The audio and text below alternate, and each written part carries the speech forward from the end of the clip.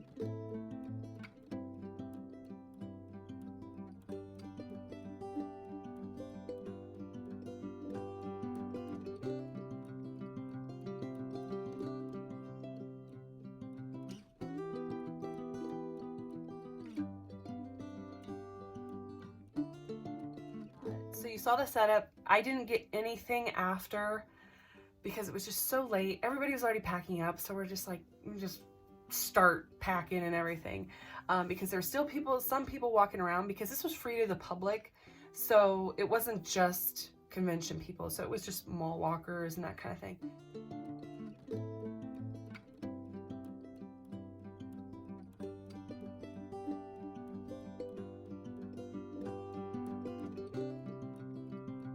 But yeah, it did really well. At least I think so. Made out with about $1,300 for the weekend, for the whole weekend. And yeah, it was really good. I had a lot of compliments, which is great, about my Corey cuties, and people just loved them and thought they were really adorable. Never saw anything like that. So yeah, it was really cool and interesting. There were so many people. There was probably, I would say probably over like maybe 30,000 people that came through. So that I saw. They didn't all come to my booth, obviously, because there was like different areas, and some people just couldn't walk all of it, so they may not have seen mine. But found some good contacts, which is always cool, because some of these vending markets or conventions or whatever you do, it's always like really good to get important connections with other people as well. So for your business, and just to kind of help out the community, right? So I did a barter with another person, and she is right here.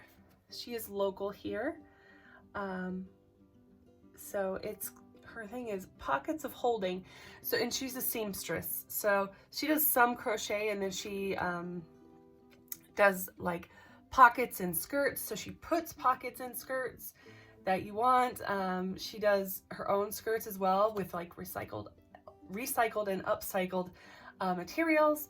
So she had a lot of like the jeans with skirts on them, all that kind of stuff. Then she does, like, if you buy a skirt, you get free alterations and stuff like that, which is really cool. And she's really neat. She reminds me of like vintage 1950s, 1940s type of style, and it's really cool. So yeah, check her out. She's really, really nice. So her name is Jordan. So tell her I sent ya. There was also another person there. I didn't know if she was actually a vendor or if she was just walking around and she just happened to have her business cards on her, which every person should have. If they have business, you should have your business card on you, at least something. But it's this one here. I don't know if you can see that or not. But it's Mahela's Magical Creations, and she does like t-shirts and things like that. But I saw her shirt and it was Harry Potter themed, and it had like all the Harry Potter stuff on it. I was like, that is so cool. She's like, here's my card. So here's her information. I don't know if you can see that or not. But yeah, I was like, yeah, for sure, I will. Tons of good Christmas gifts and things like that. So yeah, really exciting. So she does like zip ups, hoodies, all that stuff too. So, because I think she's got like a press. She's got one of those presses or something. I don't know anything about that kind of business, so that's, yeah. But she was really nice. But I think one of the downfalls, here's one of the downfalls, is that my new setup, I used a shelf, one of those folding shelves that you kind of see it's really nice. It folds up like this, but then it comes out like this, right? I hadn't opened it since I had purchased it the end of last year. It had three screws gone, 3. And I didn't know that until it was too late. And so I didn't even have time to go to the like hardware store to get something. So that was fun when we got there.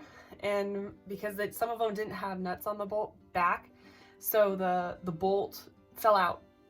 And I'm just like, as we're taking it out of the car, I'm like, great, wonderful, that's great. And then I have a spinny thing, so it's like one of those things, so I'm trying to explain it. If you saw in the previous clip, it had like the little twirlies where I put my keychains. That would tilt. It would like, you know, so you had to like tie it up where it wouldn't fall over. Because it was a bit top heavy. So that was also fun. But tons of people really liked my stuff, and yeah. Lots of my cards are gone. I don't know if anybody will get back to it, but it's out there, so this is exciting. So I did see a couple of other contacts about different markets this year. So my next market is in June. It's the first weekend in June. It's Mystic Fest at Mid-America Center. And I'm really excited about it because this is only my second time doing it. And so that'll be fun. I did really, really well my very first market there. I had over about 2,500 for the weekend. And yeah, it was just really fun, really cool people. And then there is another vending later that month, later in June, that I put in for. I met the guy there, and so we'll see about that. I don't know if I'll have a spot or not, but at least it's out there, you know, so maybe I can be put on a wait list or something for next time. The other thing is I will probably be going back to this one, QuadCon, in September, and then Mystic Fest again in October, and then hopefully I'll get some more fall markets near the end of the year set up fairly shortly, in the next couple months or so. So that's really exciting. I have a yarn haul coming. I just placed today.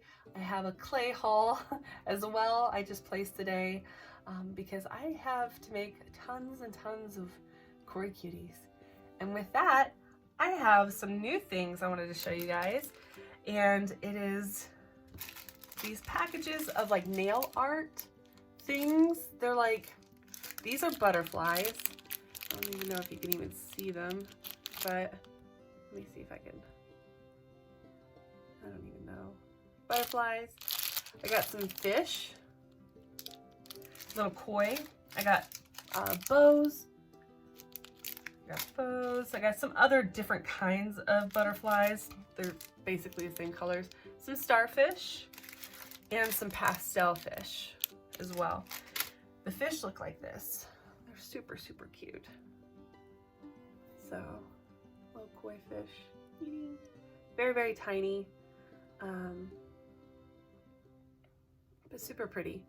Very glittery. I am going to be doing a series of Cory Cuties called like Under the Sea. So they'll be more coral based Cory Cuties, and they'll have, you know, like starfish or what have you. But then I'll have another series, something along the lines of like garden cuties, excuse me, and they'll have like the butterflies on them and stuff like that. So I'm really excited about that because they're really pretty. They came out and I was like, whoa, those are really cool. So I'm really excited to use those. So yay. So that'll be dropping probably in June as well. Probably after the market. Whatever's left over, I will put on my coffee shop. But on my coffee shop now, there may be some keychains that are not available. I just have not been able to update my shop as of yet. So that'll be this week. Hopefully it's updated by the time this goes out. A lot of the keychains went for crochet. A lot of the crochet went. A lot of my big items went. Both of my big dragons that were my most expensive items went, which is really cool. I am really excited. It went really well this weekend, and oh, it was so fun. It wasn't fun because I hurt, but my feet hurt really bad. But my husband was there and he helped me a lot, and yeah, it was just really, really fun. Really fun, really great people. There was only one thing that I kind of overheard, and it was just, oh, that's so expensive. It's like, yeah, I mean, a keychain is $10 because I hand made it, and plus the hardware, you know, and then the time spent. So I think $10 is pretty good for a keychain, at least for me, you know, but that was the only thing I kind of overheard. That was kind of meh. But no, most of them were really, really nice. And if they couldn't buy anything, they, you know, they took a card and stuff like that. So hopefully,